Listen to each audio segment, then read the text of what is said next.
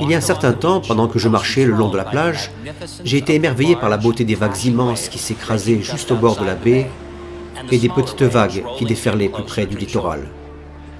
Tandis que je continuais ma promenade, je suis tombé sur un groupe de surfeurs. De toute évidence, quelque chose les contrariait. Ils parlaient fort en pointant la mer du doigt.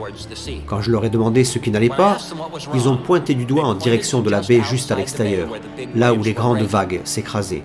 « Regardez là-bas » m'a dit l'un d'eux en colère. « Vous voyez la barrière ?» En regardant de plus près, j'ai pu en effet voir une barrière qui s'étendait tout au long de l'embouchure de la baie, à l'endroit exact où les grandes vagues qui les intéressaient venaient s'écraser. Nous avons fait le voyage de notre vie jusqu'ici pour surfer sur ces grosses vagues. Nous pouvons surfer sur les plus petites qui s'écrasent à l'intérieur de la baie, mais la barrière nous empêche de surfer sur les grandes. Nous ne savons absolument pas pourquoi cette barrière se trouve là. Tout ce que nous savons, c'est qu'elle a complètement gâché notre séjour. Un homme plus âgé avait l'air de s'impatienter en les écoutant se plaindre de plus en plus de la barrière. Il a sorti une paire de jumelles de son sac à dos et les a tendues à l'un d'entre eux en pointant en direction de la barrière. Chaque surfeur a jeté un œil avec les jumelles.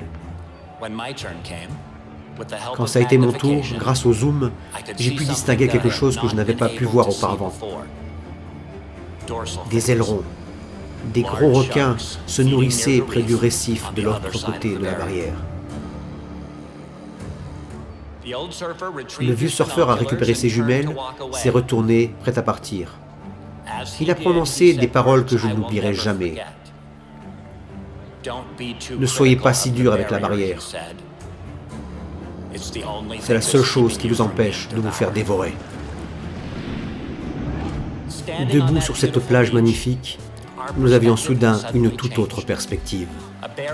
Une barrière qui paraissait stricte et contraignante, qui semblait être un obstacle à l'amusement et au plaisir de chevaucher sur ces grandes vagues, était devenue quelque chose de très différent.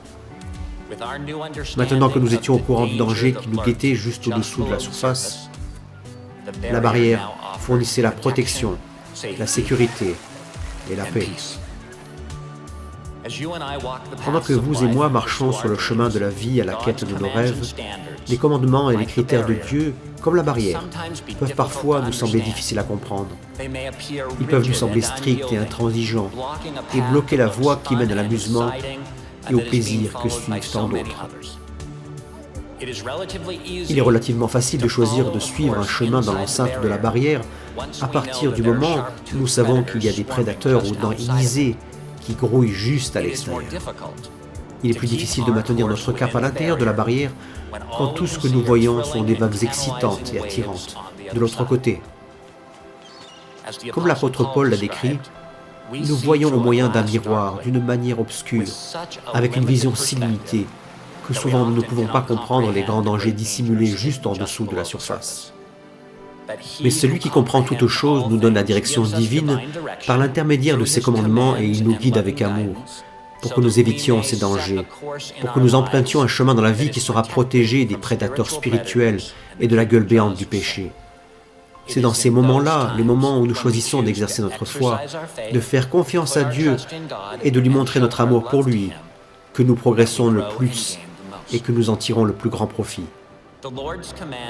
Les commandements du Seigneur ne sont pas un dédale sous-marin éprouvant, constitué de barrières, que nous devons apprendre à endurer à contre-cœur dans cette vie pour pouvoir être exaltés dans la suivante. Les barrières posées par le Seigneur créent un refuge pour nous protéger des influences destructrices qui nous entraîneraient dans les profondeurs du désespoir. Le Seigneur nous donne des commandements parce qu'il nous aime et se soucie de nous.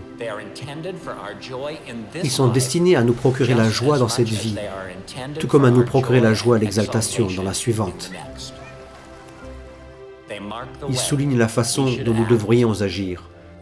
Et surtout, ils éclairent la voie pour que nous devenions ce que nous devons être. Par conséquent, la véritable obéissance consiste à nous donner entièrement à lui et à lui permettre de tracer notre route, que ce soit en eau calme ou en eau agitée, en comprenant qu'il peut faire de nous bien plus que nous ne le pourrions par nous-mêmes. C'est dans ce but qu'il nous a tracé un chemin qui ramène à lui et qu'il a posé des barrières qui nous protégeront le long de la route. En suivant ce chemin de notre mieux, nous trouverons la vraie sécurité, le bonheur et la paix. Et en nous soumettant à sa volonté, nous devenons ce qu'il désire que nous devenions.